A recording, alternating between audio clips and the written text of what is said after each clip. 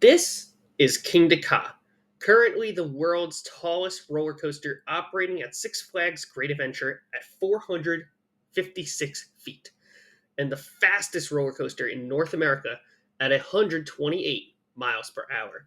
This ride once towered above everything else in the park by a whopping 200 feet. But in 2014, that would all change. The closure of Rolling Thunder, a dueling wooden coaster once operating at the park, would be removed to pave way for a long entrance space to house Zumanjaro Drop of Doom, a drop freefall attraction made by Intamin. A drop tower at the time was a certain need for the park, as the park severely lacked in thrilling flat rides. This ride eventually began editions of Cyborg Cyberspin a couple years later in 2018, and Wonder Woman a year after in 2019. As soon as Zumanjaro was built, it immediately had a big effect on the park atmosphere and the already existing Golden Kingdom section, which in itself was lacking attractions. The entrance, that's to the right of King Ka, goes directly next to El Toro's brake run as you begin to feel that you are in an area you should not be in. But in reality, you are about to embark on a thrilling ride that first time riders are never going to forget.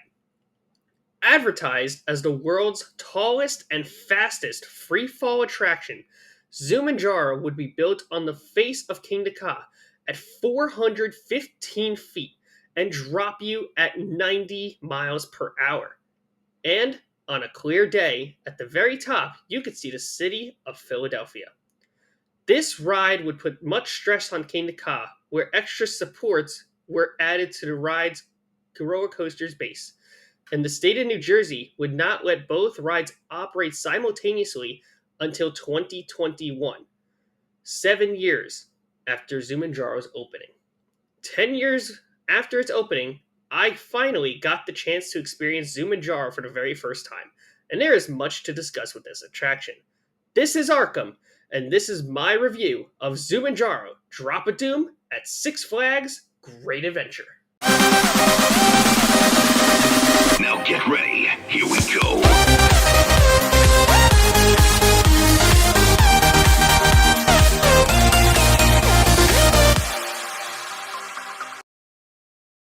Much like with King Ka, Zumanjaro's presence equally matches its intimidation. The ride is super tall and very fast. It is easily seen operating from just about anywhere in the park. It's very hard to miss. When you get to the main plaza of the Golden Kingdom, you have King Ka's lockers and entrance just ahead, whereas Zumanjaro is off to the right side. You are given great sights of El Toro walking past the ride, getting a different perspective on the giant, intimate, prefabricated wooden coaster right next to you. But it's not until you get to the top of Zumanjaro until you realize just how much taller you are. And just to give you perspective, El Toro is 181 feet tall. After about a 3 to 5 minute hike to the backside of King Ka, 3 gondolas will be waiting for you, and most likely no line, as most people forget about this ride because they don't want to take the walk. Once the operator tells you which gondola to sit in, you pull down the over-the-shoulder harness that feels more like a lap bar on your upper thighs. Kind of reminds me a little bit of the old Skyrush trains, to which I didn't mind them that much anyway for this attraction. After being given the all clear, the safety roofing above you will begin to lower down, and the gondolas will begin its methodical climb up the 415-foot tower. The climb sort of feels a bit like a mini propel launch, as there are 3 sections to the rise up, each broken apart based on these excess joints shown here, meant to add more strength and speed to the lift cars as they rise up. There are 2 of these prior to reaching the top. You can feel when these happen by hearing a click sound as well as a speed increase as you rise higher. On occasion, you may even see King Ka launching, in which, as you rise or even fall, you will feel every ounce of that ride as the gondolas begin to rattle a bit. Certainly a very scary feeling. But it makes for a really cool and uncommon effect that may happen on your experience. Sometimes, even both Ka and Zumanjaro happen to race each other down their respective drops, creating a really cool sensation that makes you just realize how fast you actually are going.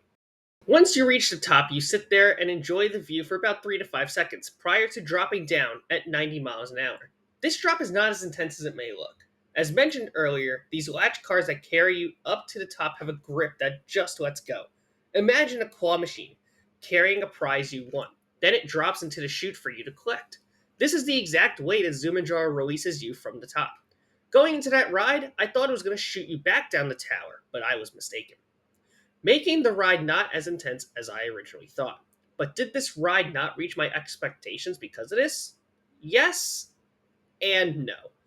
Yes, because I thought it would have been a more intense moment, as by the time you hit the 90 miles per hour, you are already slowing down.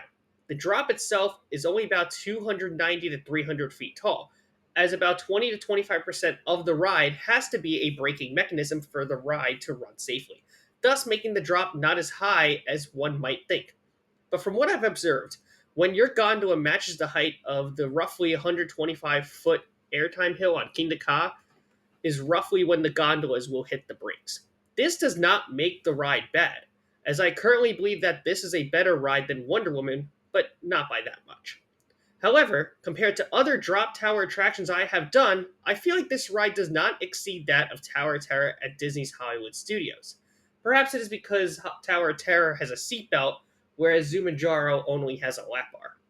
But compared to the other rides at Great Adventure, Zumanjaro has certainly earned its flowers.